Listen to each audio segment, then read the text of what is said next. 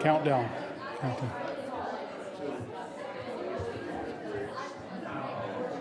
If we could all take our seats, it's about time we get started. Appreciate everybody being here this evening. I got quite a few announcements to go over that weren't talked about on Sunday. But if we do have any visitors, we appreciate you being here with us and invite you back anytime you can. Next Sunday coming up, which, by the way, is daylight savings again. So if you miss it, you're going to be late.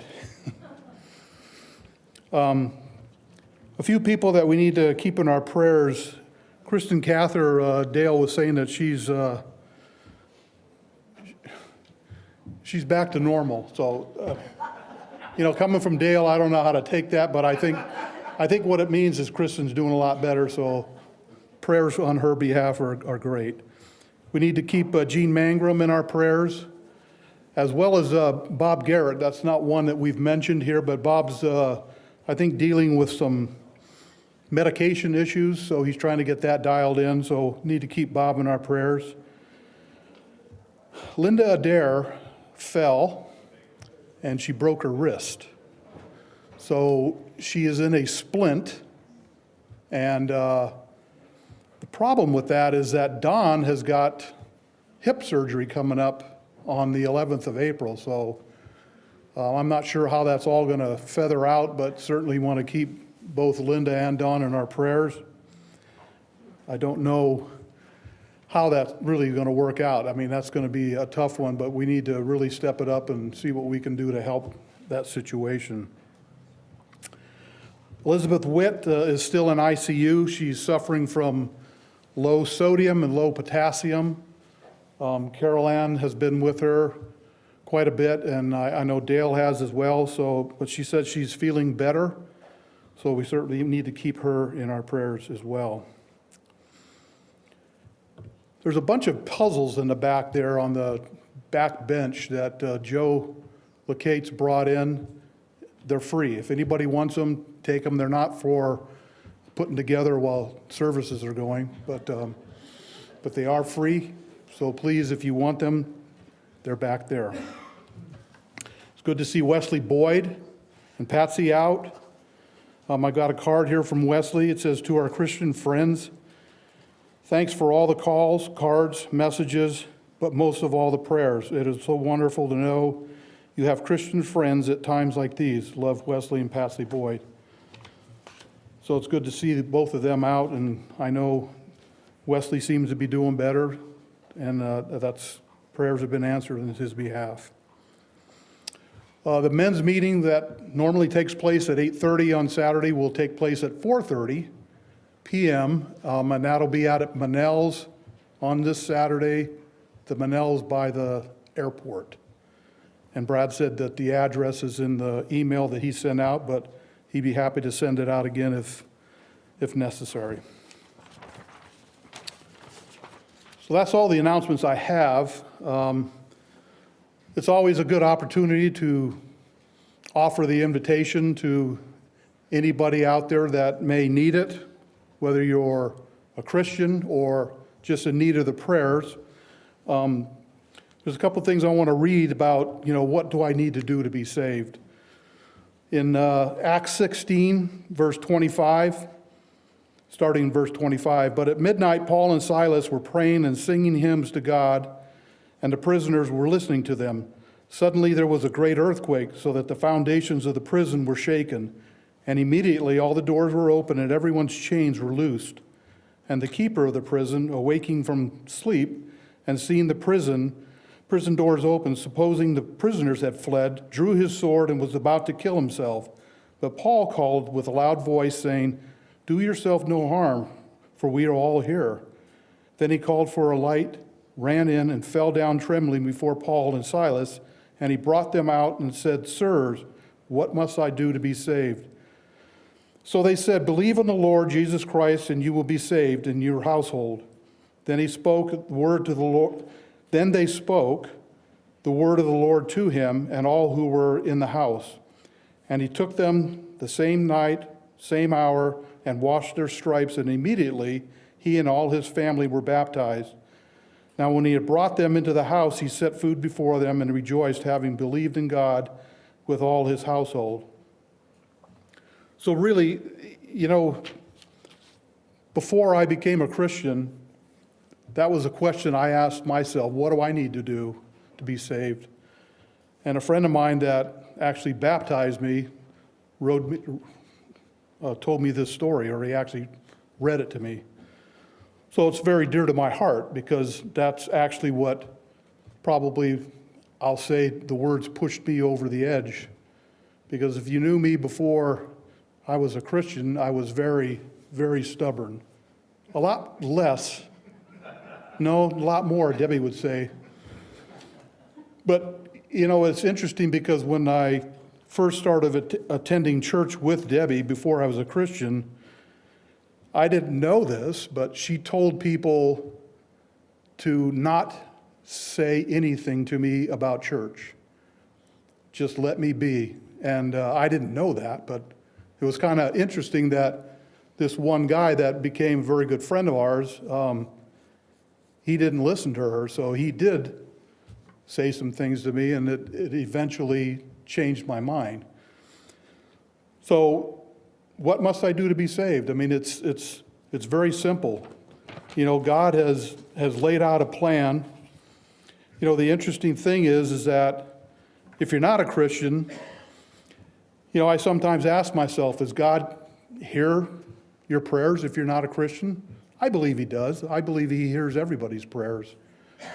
But he only acts on the ones that really believe in him. And to me, that's very important. And so that's why this invitation is important to all that are out there, maybe in this congregation or maybe listening on the airwaves. I don't know. But the water is ready. If you're not baptized, if you're not a Christian, we're ready to do that. But also in Romans 6:23, it says we all sin and fall short of the glory of God. So I know that, sometimes we as Christians have a problem with trying to keep ourselves straight. I mean, it could be as little as the guy cutting you off as you were coming over here. You get those thoughts, and but we do have that avenue of forgiveness by talking to Christ, talking to God. So this invitation is not only for non-Christians, it's for Christians. If there's a need to be baptized, we're ready to do that. If it's not tonight, if it's not tomorrow, anytime, 24/7. But also, if you need the prayers of the congregation for something that you need help with, we're also available for that. So if you're subject to the invitation in any way, we'd appreciate that if you'd come forward and let it be known as we stand and sing number 715.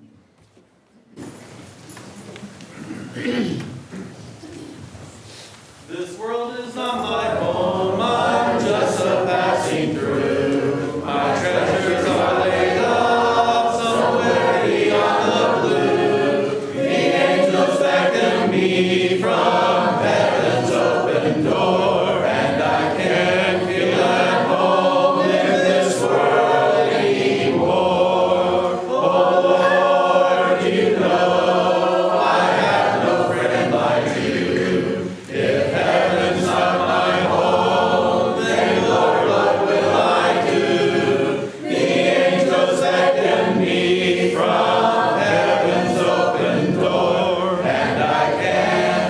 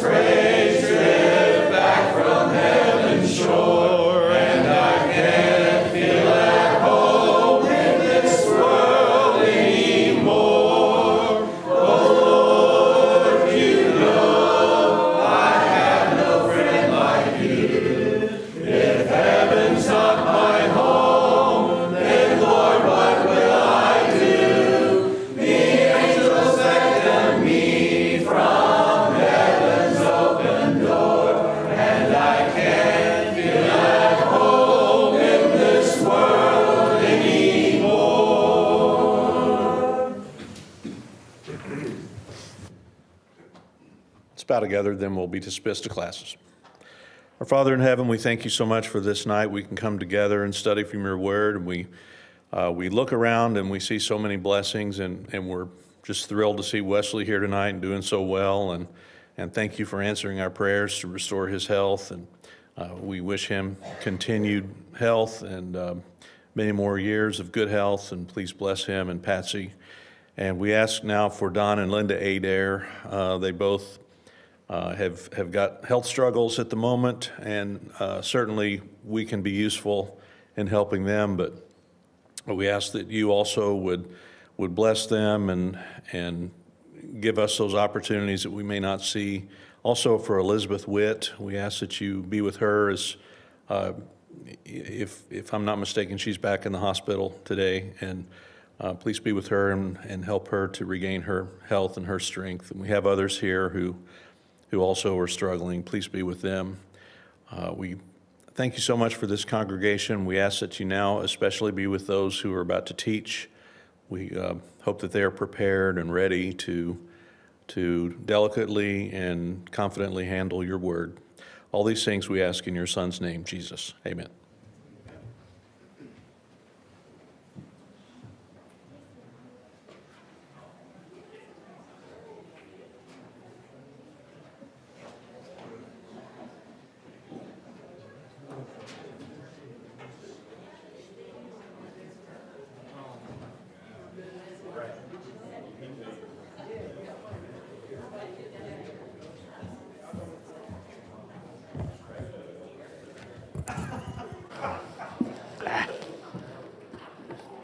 There we go.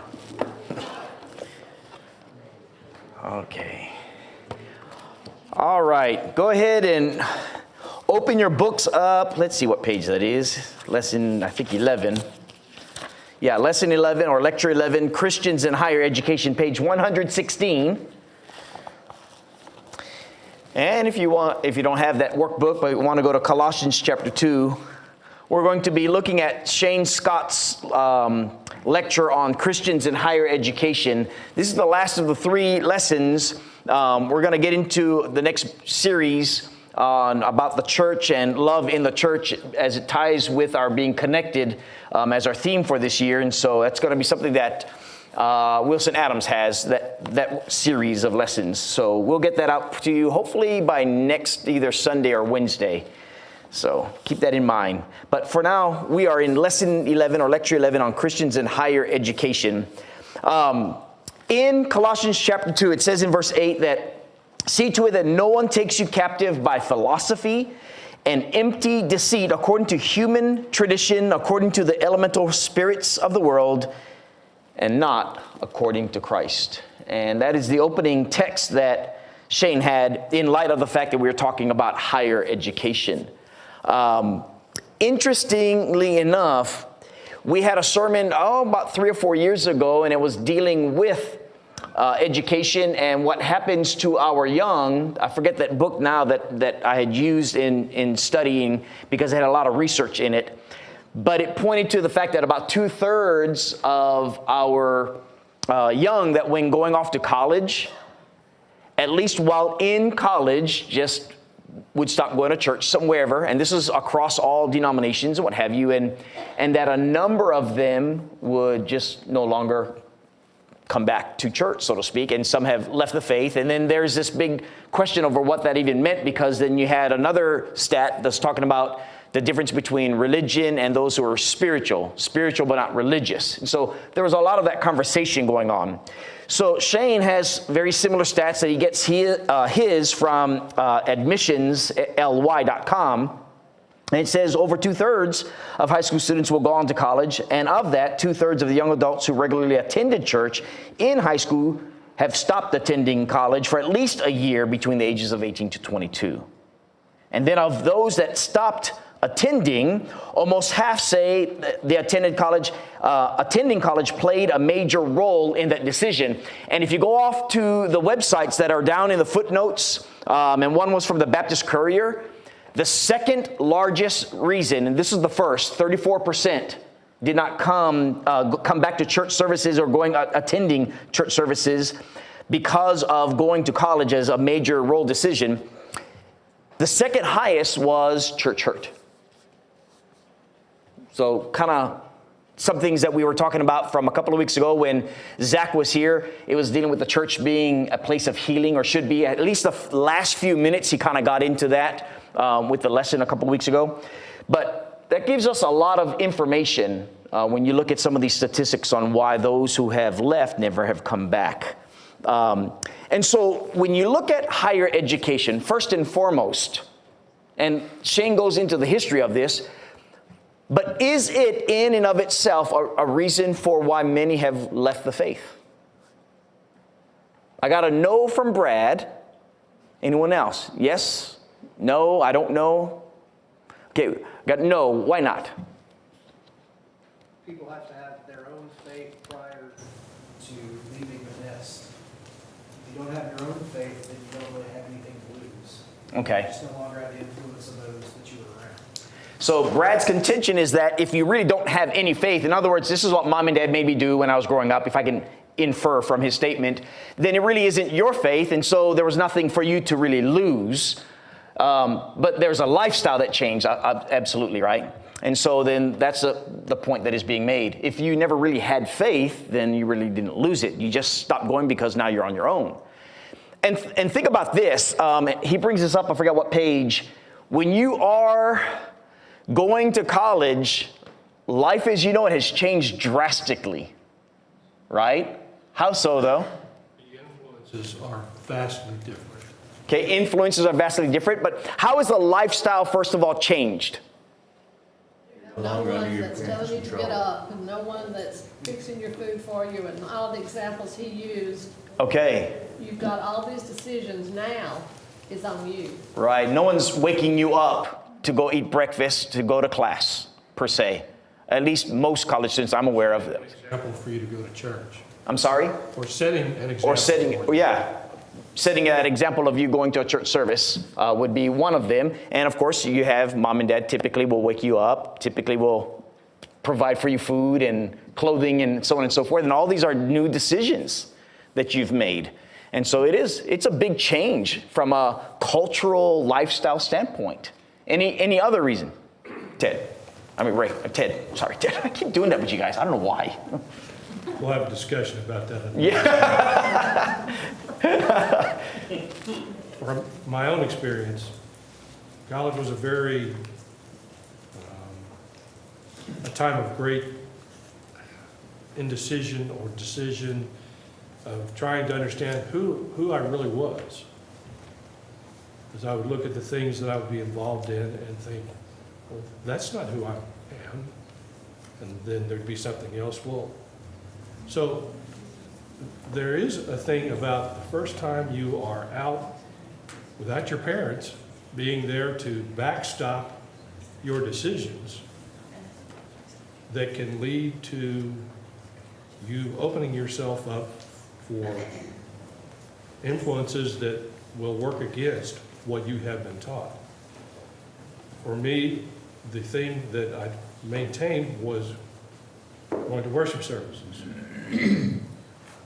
And that saw me through till I was able to figure out who it is that I wanted to be. From the standpoint of, am I a Christian or am I not? I'd already been baptized, and I don't think I really became a mature person for several more years. Yeah, and so in that case, you did not necessarily have your own faith, but you're working through that as you're talking about. It was a habit. Yeah, there was a habit. Yeah, absolutely. Anyone else? Richard? A couple things come to mind. Of course, when I went off to college, I went to Florida College, and that was the next best thing to being at home, because they had rules just like we had at home, and they were actually in loco parenti for the parents that were not close to their kids where they were living. And secondly, a lot of the homes where parents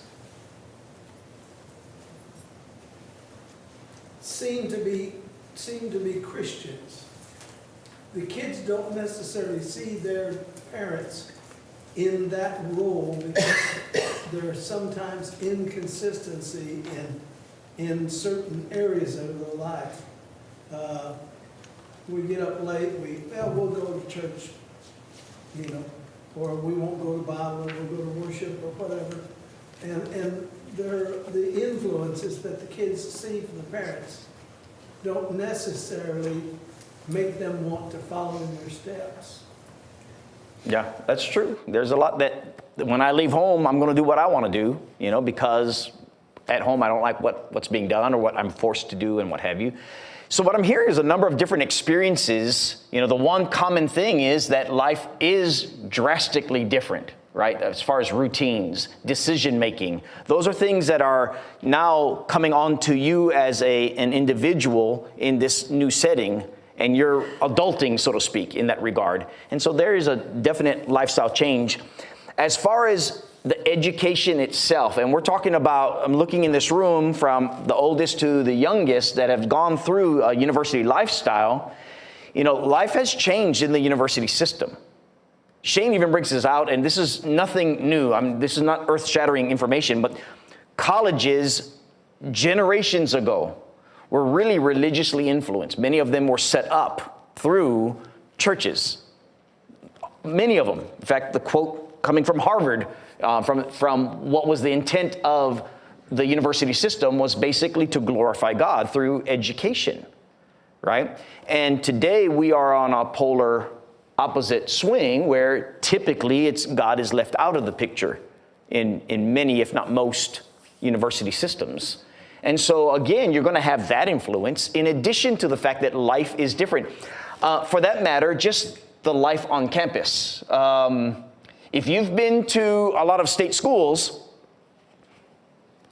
it's pretty wild. I mean, I was in school in Nebraska going from Hawaii and wild parties, but then it was very conservative until I went to Colorado State and had my friends that had co-ed dorms, and that was a shocker for me, right? So again, different lifestyles that you're going to that will influence you in one way or the other. So that's a setting aside from the educational system itself as to how that system is presenting its information. Richard? You were talking about this co-ed dorms. People think that's new. When I was in college in Florida, Florida State University had already enacted co-ed dorms in 1967, 68. Mm-hmm. So it's not a new thing, it just got more prevalent. Sure. Even if your faith is strong, putting yourself into situations where it can be challenged, like in today's state or most institutions of higher learning, is a dangerous thing and fraught with opportunity for Satan to win. So it is important to make, with your parents, hopefully, good decisions about what kind of situation you're going to put yourself in so that you can grow in the way that's pleasing to God. Yeah, absolutely. So what I'm hearing is that before we even get into the higher education, it behooves families to have a system set in place at home where you learn not just a habit, although that is important. You're a great example of that. You had a habit, but to train up your children so that they have their own faith. You know, it's a scary thing for many parents because when you want your children to have their own faith, we want it to look like ours because ours are looking like Jesus, right? And so that is a thing that many parents have, but you really want to raise your children to be able to have their faith in Christ and to have it where it truly is something that they take with them where they go, and so it's genuine in their lives, even if they may be searching for themselves and what have you, that confidence in Christ is solid in their life. It would have been interesting if Shane had provided us the rest of the information and compare the numbers that he gives us with those that do not go to higher education. Mm-hmm. I suspect that the numbers aren't terribly different. So I think that young people have challenges as they move out of parents care regardless of where they go. And I'm not sure colleges in and of themselves influence it too much. Okay, interesting take on that. Yeah, I'm just having a bias in my head, and my bias is that it does have a great influence. Whether it's a great influence from a standpoint of leaving the faith or not, but an influence, great influence. But is that influence any different than a 19-year-old going out into the workforce for the first time in his life, even if he didn't go to college? Right, that's what I'm saying. This is a bias that I have. Yes. I think I would disagree. Yes, there are similar situations, but today's educational institutions appear to be in the business of programming God out of our culture. And what I'm hearing Ray say is a lot of businesses incorporate those things that they've learned, whether it's from the university system or not, they're incorporating that in the workplace environment so that you would be influenced through that. Am I inferring? Okay. So, for example, they have active programs to support LGBTQ. I mean, they actively engage these things. They don't force you to go into it, but it's actively talked about in the corporate world.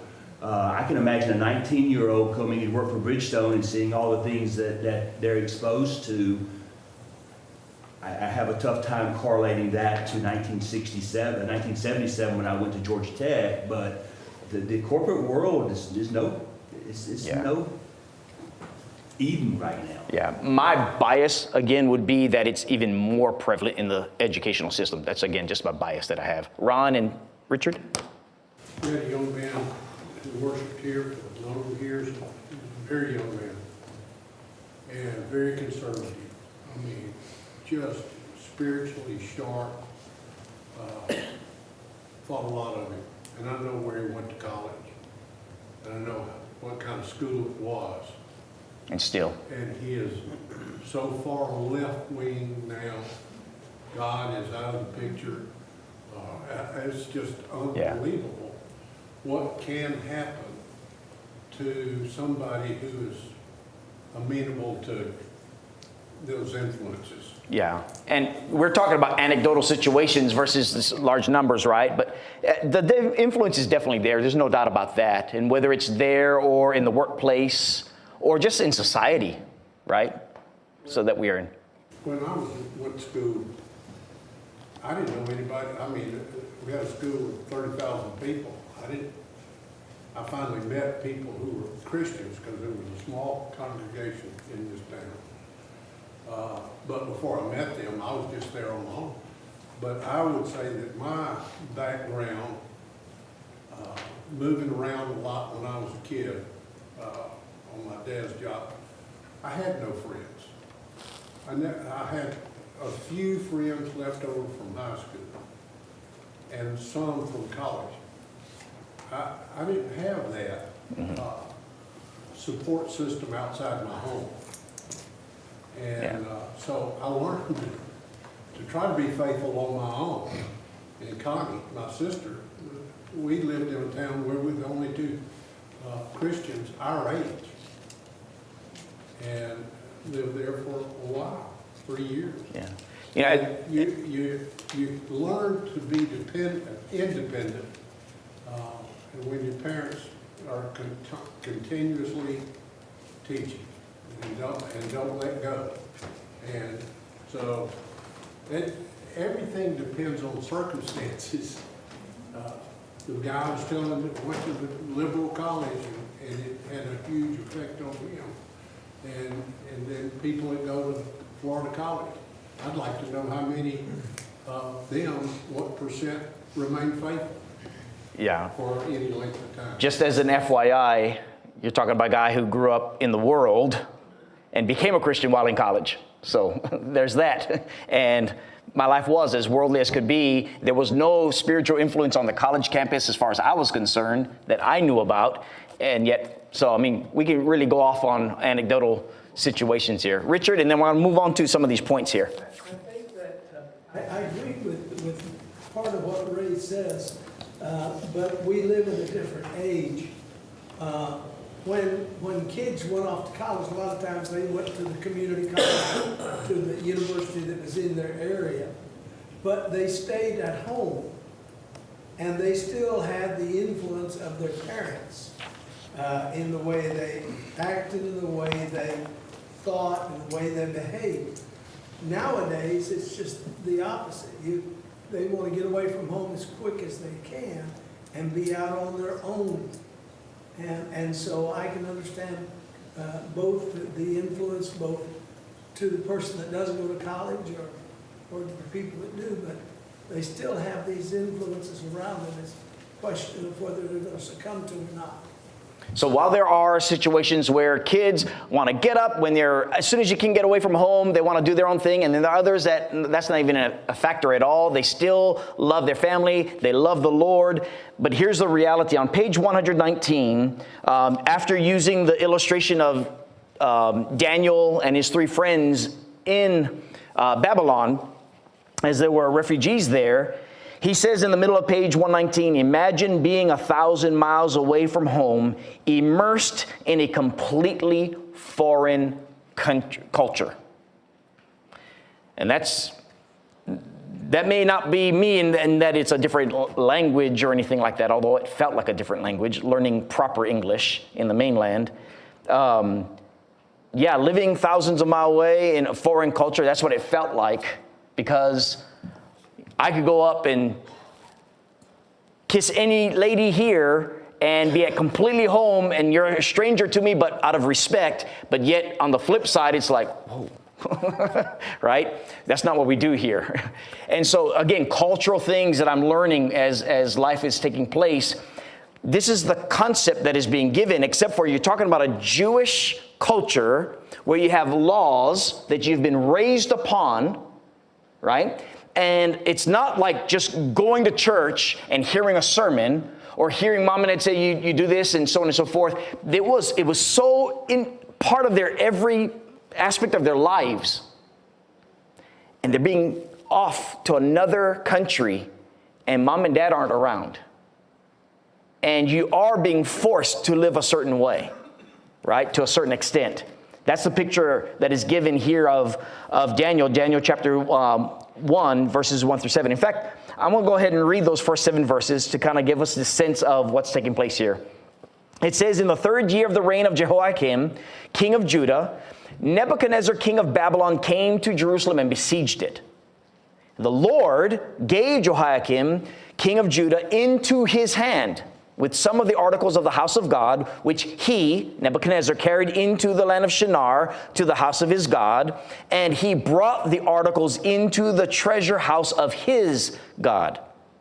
Then the king instructed Ashpenaz, the master of his eunuchs, to bring some of the children of Israel and some of the king's descendants and some of the nobles, young men, in whom there was no blemish, but good-looking, gifted in all wisdom, possessing knowledge and quick to understand, who had the ability to serve in the king's palace, and whom they might teach the language and literature of the Chaldeans. And the king appointed for them a daily provision of the king's delicacies and of the wine which he drank, and 3 years' training for them, so that at the end of that time they might serve before the king. Now, from among those of the sons of Judah were Daniel, Hananiah, Mishael, and Azariah. To them, the chief of the eunuchs gave names. He gave Daniel the name of Belteshazzar, to Hananiah, Shadrach, to Mishael, Meshach, and to Azariah, Abednego. And so, very explicit that Daniel starts this off saying, here's what happened, here's what the king wanted as far as education. And as Shane is pointing out, is education a bad thing in and of itself? No, generally no. Generally not. Of course, it's always what are you being educated upon. In this case, you're learning about the Chaldeans. You're learning about the culture of Babylon, right? But you're also going to be learning a number of other things with regard that will be helpful to the king.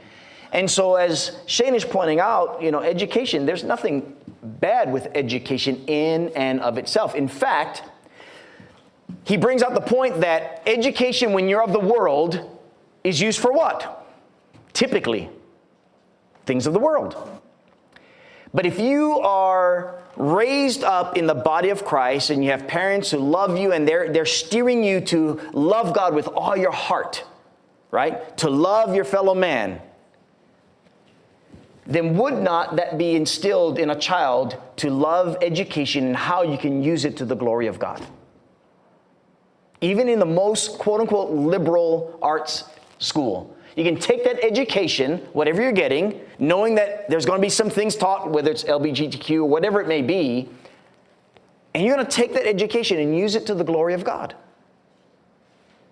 There's something to be said for that you don't have to be scared going into an institution where it's like going into the lion's den.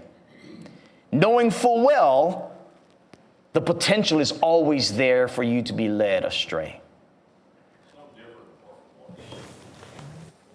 People every day, but people that are ungodly. It's the same, you know. Yeah. So whether it's in the workplace, because some of you, I would think, in this room, going in the workplace, had great places to work, or currently have great places to work, where it's not so ungodly. It may be worldly to an extent, but not so ungodly. And then some of you are working in places where, whew, it's wicked, right? That's just going to be part of life in the culture that we are in. And there are some places, some people think, if you're in the church, well, in some churches, think of denominations with staff members and what have you, it can get pretty political, if not in a political way, but in churchy, religious ways, or just in, again, just a religious environment. There's always going to be issues to work through, right?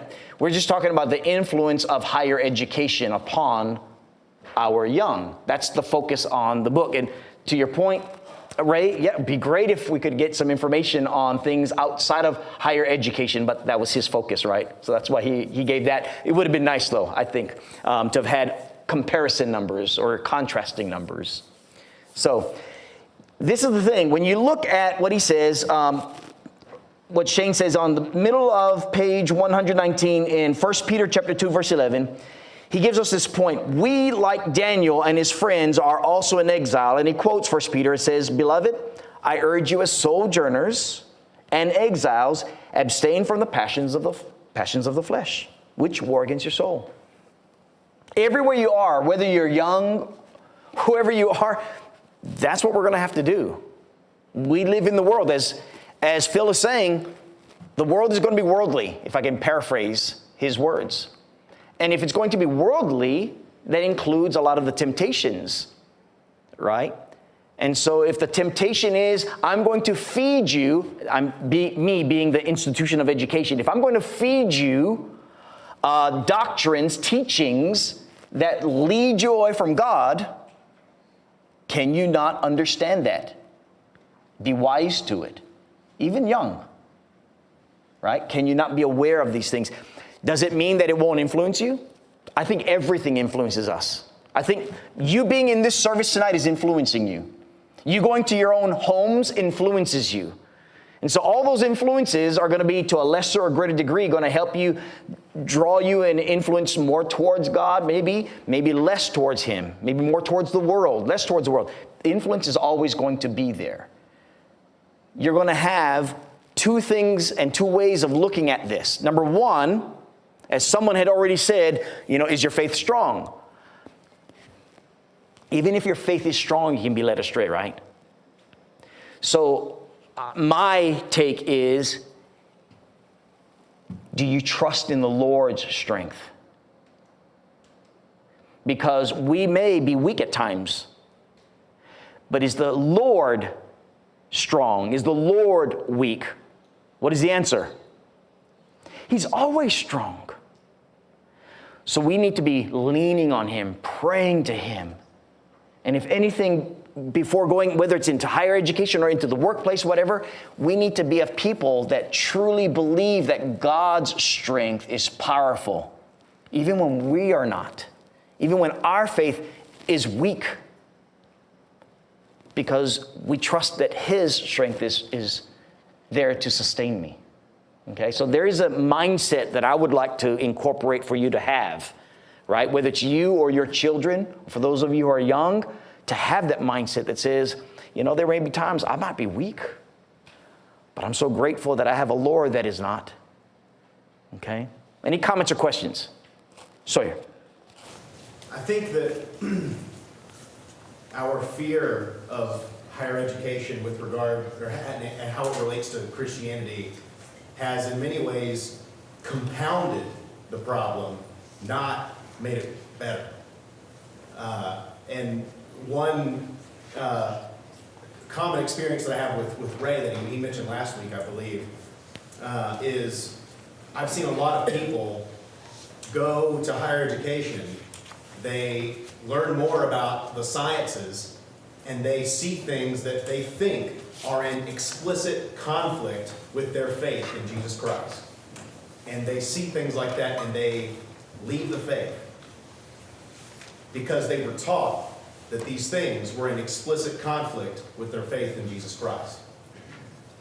Because they were taught to be fearful of the higher education and not to carefully analyze what parts of higher education or what things are actually in conflict with our faith in Jesus Christ and what things are not. And they end up, their faith suffers for it. Yeah. And that's why I think having these discussions, some have asked the question, why have discussion on some of these topics? I think that is the reason for it, so that we can be circumspect about these things, so we can delineate. And so that's what I love about the study this month. It may be uncomfortable, some of these subjects, but it's opening our eyes, hopefully opening our minds to being more understanding about the things that we are battling against and have some nuance with that battle so that the distinction can be made against what we would call, for lack of a better term, natural science or true science. I don't know if that's the best way of saying it, but where we can know the difference between that versus some religion called science.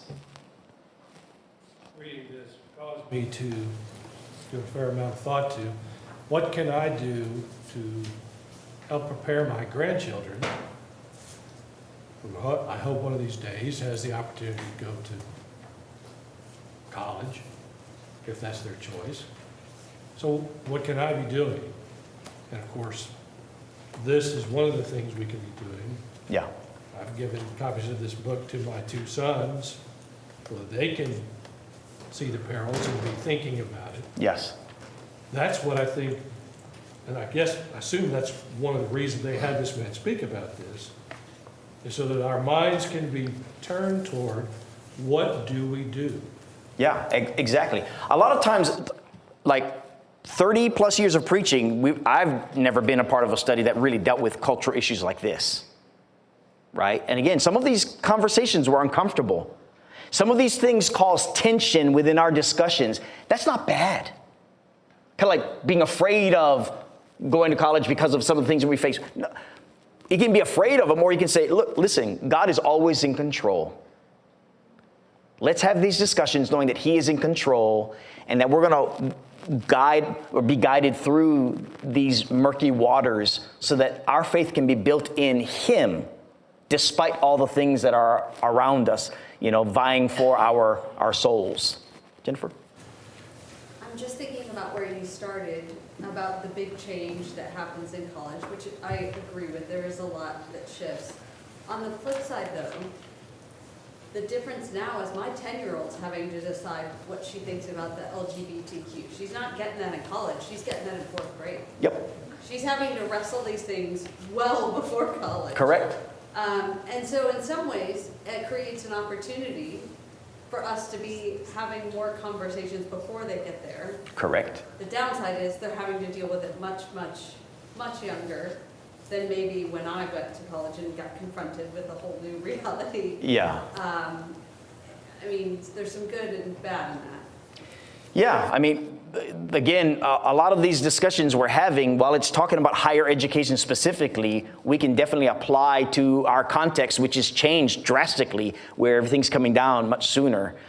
Just as an FYI, I remember building a website for a psychologist in Peachtree City, Georgia, and she was like one of these witnesses, where the Columbine shooting took place, and then there's a Rockdale shooting in Georgia, outside of Atlanta, and she was one of the expert witnesses, and she was telling me, Mitch, 5th grade, orgies. Wow. And this is 20 years ago. So I'm telling you, things are, as you're saying, I mean, it's kind of messy words that I'm having to share in public, but this is a reality taking place.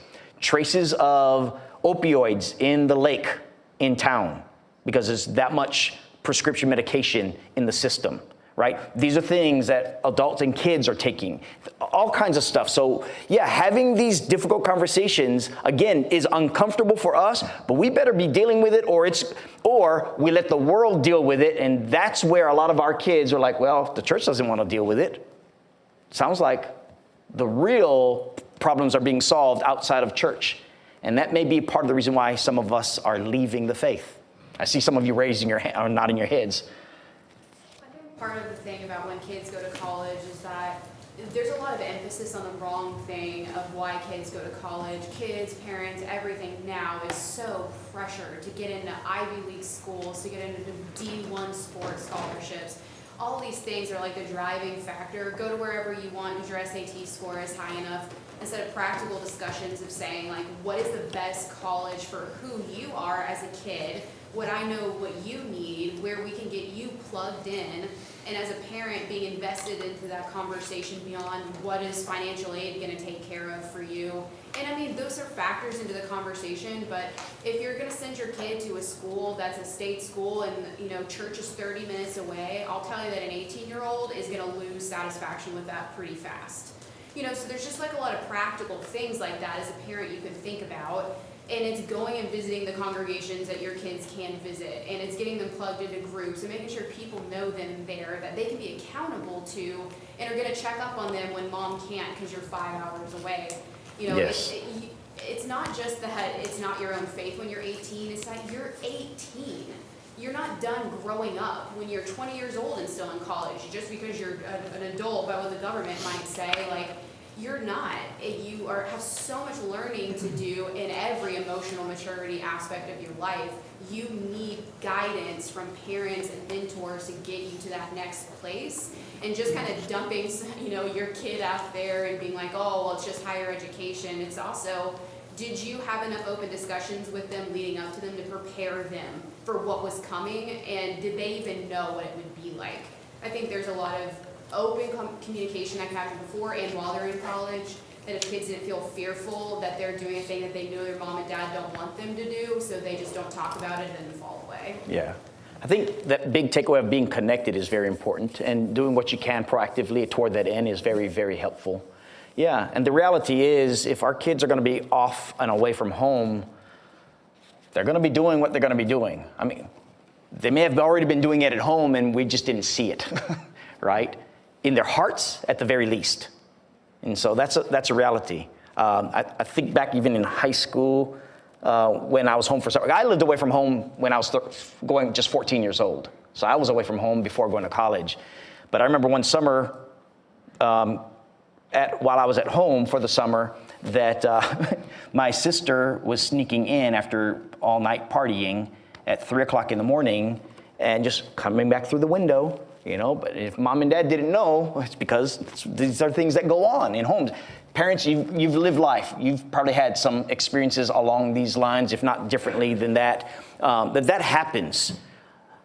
We're going to have to be able, again, to raise our children to love God more than just doing stuff. It's got to be a connection with the heart to our Savior, right? That's what we want for our children. How we do that, multifaceted ways that we can do, but a lot of times as parents, we may not be doing that. We may be more concerned about the SAT scores than about their love for Jesus. There's something to be said for that. Someone had their hand up here. Okay, two of you. Go ahead, Ray. I want to jump us over to page 124. Oh man, I was going to 121, but all right, go ahead. Middle paragraph there, which pretty much echoes a lot of what has been said here tonight. It may be the case that the statistics which show young people losing their faith in college are just exposing the lack of faith these students had in high school, I would add even earlier. And to the extent this is so, it's imperative that young disciples begin drawing closer to God now. Faith is like a spiritual investment. Some young people take what's given to them and bury it in a hole like the one talent man. leaving it behind when they go to school, or go to work, or go somewhere else. But wise young disciples take the spiritual investment given to them and compound it into their own faith. They will enter into the joy of their master. I lived in a different generation. I understand that. My grandfather was an elder of the church that a lot of people knew. I can never remember a single conversation about me going out into the world about things of anything. What I do remember is my mom, she probably doesn't remember, she said she learns stuff that she didn't know about here all the time. 11 or 12, I wanted to go do something. Mom looked at me and said, is it right? You make the decision. And that put the burden on me to make a decision based upon what I had been taught in my life. Mm-hmm. My grandfather, I don't ever remember him saying anything about the Christian life in the world, but it was, you need to be like Christ. That was the message over and over and over again. Yes. So, to me, the important thing isn't a young person going to college. There are challenges there. It's not a young person moving to a different part of the country. I've heard people say, you shouldn't move to XYZ because there's no church there. Some people can handle that, some people can't. But are you talking to your children about what is important in life, how they react to things? Are you teaching them responsibility and decision making in the world, period? Yeah, it's interesting because Daniel is a great example, right? He's a young teenager away from home, and he had the mindset that he loved God, and that the Shema, right, to love the Lord your God with all your heart, with all your soul, with all your might. Shane quoted from that Deuteronomy 6, verse 4. Heroes of the Lord our God, the Lord is one. That was a mindset that was embedded into his heart, and he took it with him. And he used that mindset that despite what he was going to learn was going to be very different because there's all these other gods, that for him there was just this one. And for whatever that was, he was going to be pure to the God that he loved and longed for. And therein lies, whether it's what Ted is saying, what can we do now? And so consider strategies that you can do right now. So that was my second to last point, that point that you read, that paragraph. And that what can we do right now, right? And so just having Bible studies isn't going to do it. I want to tell you right now. It's not going to do it. It's not that it's not important. It's very important. But that's not what will do it. What will be the best influence for our children to love God with all their heart and soul and mind? Being able to use your parents or your grandparents as an example of how to live life. Okay? And I would say if you plug them into seeing Jesus in every aspect and what he has done for us, I really do think, not just again from this academic, what did he do, but look at his life and what he's done for us. He saved us from our sins. That's the gospel message. And he's giving us this hope of walking with him in the midst of these fires of life, in the midst of these dens, right? Lions' dens. So that when you go through those things, your God is with you through those difficult moments. Versus a moralist mindset simply of do this and don't do that. I think there's a huge difference between this gospel-related message of loving God with all your heart, soul, and mind, and preparing our children in that regard, in what that looks like, whether it is through being good examples as parents or grandparents, whether it's through the Bible studies that we have here that really focus on Jesus, or the sermons that are being taught that focus on him and what he's done for us and the gracious calling to him, right? Versus simply doing stuff, if you will, rules. Again, I don't want it to be minimized. It may sound that way, but I don't want it to be understood that way. I want it to be maximized in what the focus is on. Okay? If we can do that for our young, and I really do like what Zach is doing downstairs with the children, right? What we can do at home is have this love and zeal for Jesus in our homes, whether we have children or not. Whether we have kids that are very, very young, or if they are going to be going into college, and for that matter, in college, to make phone calls, get our kids connected with those who have a love for Jesus, a genuine love for Him. Or even like in our church family, like, what groups are together that doing things that really live well together in their walk with Jesus, and to be connected. Right? There's a number of opportunities that can be done right now for our kids.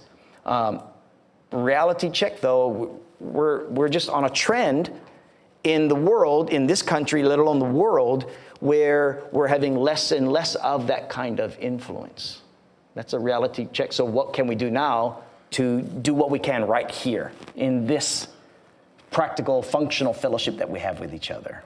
So any other comments? Ron?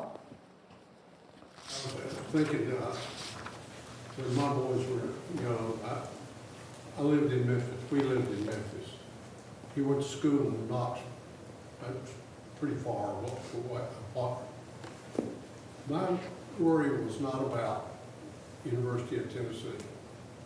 My worry was, would he find a congregation where he could continue to grow?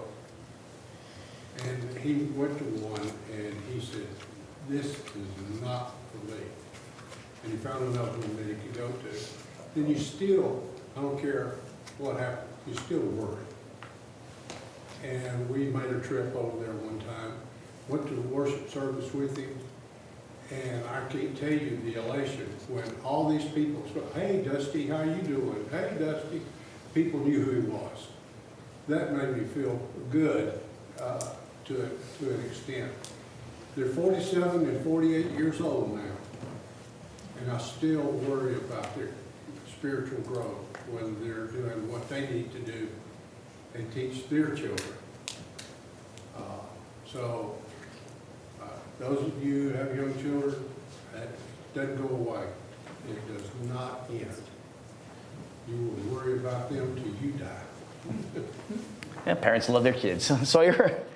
This kind of echoes Ron's point and Hannah's, for that matter. But you're talking about call to action, and I think that the best thing that the churches can do is to have good college-age activities that are going on. Someone who can organize those things, people who can make sure that college-age kids are feeling involved. How I can kind of connect this to my experience is when I first toured the University of Florida, I went to one church. The doors just happened to be open. I think it was a Saturday. And my mom and I walked in, and we just kind of toured the hallway a little bit, and the college minister just happened to be there. And he got my name, added me on Facebook, and chatted me up. So he engaged with me. He made me feel like I was already a part of the church family there without even having ever gone there. Yeah. And my decision was made the instant I met him. Yeah, and so I think having that sense, I know our time is up, but having a sense of being welcomed in right from the very beginning, that's just whether you're college age or not, for every person to have that, right, connected feeling, if I can go with that. And then not just that feeling, but to involve them, invite them into the family life of this community, right, of this congregation's community. So absolutely. All right, so next week we're going to be in lesson 12. Go ahead and read through it, and we're going to be finishing up in the next couple of weeks, and then we'll move on into that next study, which I'll talk more about next week, God willing. Anyway, I hope this lesson has been helpful for you. God bless you. Have a wonderful week until Lord's Day coming Sunday. Thank you.